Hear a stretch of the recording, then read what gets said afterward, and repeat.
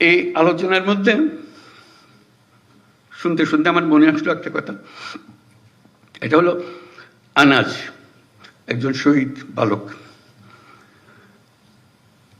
সে 10ম শ্রেণীর ছাত্র ছিল, সবার মনে আছে, সবাই দেখেছে তার চিঠি।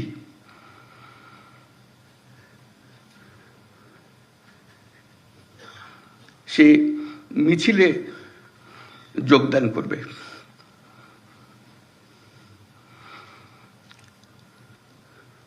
সে বলছে,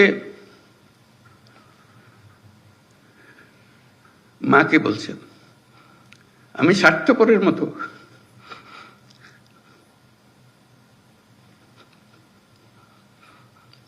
বসে থাকতে পারবো না, আমাকে মাফ করে দিও।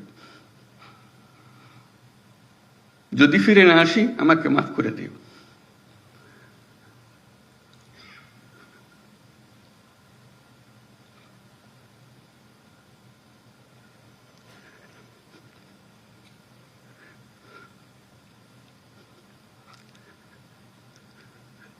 সে আনাজের বক্তব্য আমাদের কর্তব্য ঠিক করে দিয়ে গেছে।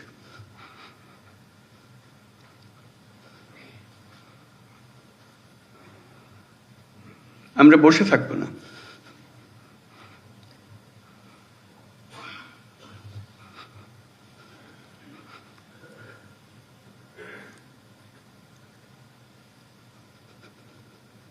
তার দায়িত্ব,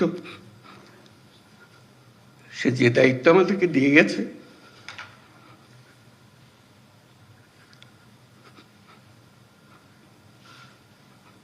সেটা আমরা গ্রহণ করলাম। সে জেনে শুনে গেছে,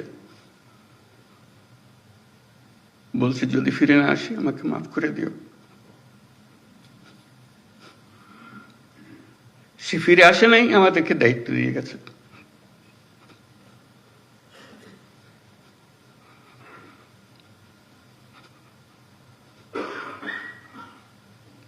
সেই কাপুরুষের মতো বসে থাকতে চাইনি।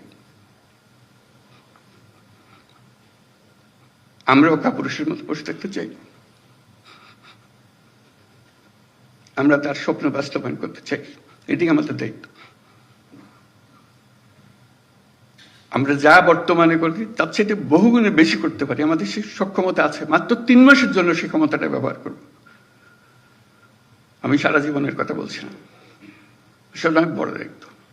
এই 3 মাস আমার পক্ষে যত উচ্চ লেভেলে কাজ করা সম্ভব,